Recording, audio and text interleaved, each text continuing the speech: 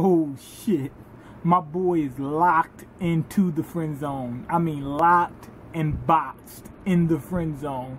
Population, just him. Nobody else. He's the only one on the planet. Anyway, shit, my eye hurting. Anyway, Iron's old buddy was putting in work. And I mean she was putting in work. He gave her a horn that summons goblins to help people, you know, to help out whoever summons them. So anyway, they get to the town, they surround it, and he's like, damn, those goblins sure look familiar. And find out that the girl had summoned all of them. It's like 50,000 of them there. It looks like a concert or something like that. So many of them. And the whole town is putting in work. They got everybody in that town practicing with bows, arrows, getting strong and whatnot. The goblins are doing a lot of work, helping them out. They built a nice little, like a giant fortified fence. This looks like a typical fence that you would see in like video games where you're dealing with goblins and you'll get to a certain area and it'll have like a fence off. It'll be fenced off like that. If you play like MMORPGs and whatnot, you'll see stuff like that.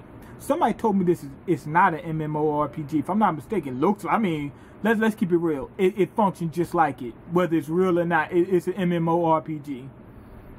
Whether it's real or not, it's functioning the same exact way. Anyway, it turns out the dude that hired Irons knew that girl, so it was a good thing that Irons saved that girl. Anyway, he helps her with magic and whatnot. And they had a little conversation where basically she said, you're locked in the friend zone forever. She said, I'm not letting you out. And they talked about the guy that came and saved the village and things of that nature. And he put two and two together and realized it's Momon, whatever, Mr. Momon, or whatever it calls itself, Ramon, or whatever his name is. He figured out it was him. The girl that was with him talked too fucking much because she said the name of the girl that was with him last time. So he says, okay. So homeboy discovered Iron's secret identity, and it's all thanks to that fucking Nabe. Anyway, they talked, and he says, I'll reveal, you know, a few secrets to you, help you out, and things of that nature. And they had to go on a mission into these woods, but there's some type of being in there that'll crush almost any fucking body, you know, that was supposedly. Nabe sat there and tried to commit suicide. She said, sorry for letting you down or whatever, went to try to cut her damn head off like a chicken. He stopped it. He said, yo, everybody makes a mistake. Let's just try to keep it down to a minimum. Now, anyway, after that happens, they go into the forest, and he puts that the wise hamster, whatever the fuck it was, to shame. Finds out it's a damn mount. That's what it was the whole time. It was a mount. Everybody thought it was some type of scary monster. It's a mount. If you ever play MMORPG, it's a damn mount. You get it, and then you can ride around on it. It's like a vehicle. So that's what he was doing. He went and found that, conquered it, and he's going to show the boy how to fight and shit like that and do magic in order to protect the village.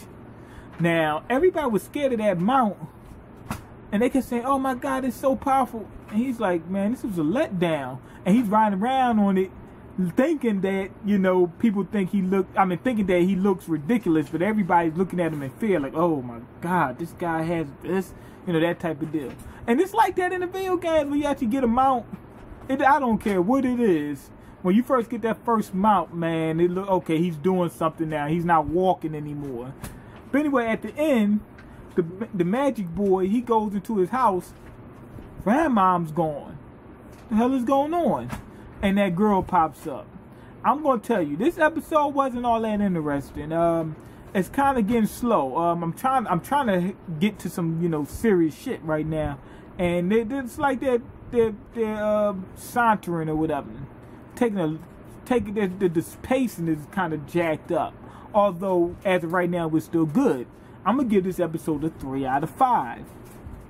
Nothing really interesting.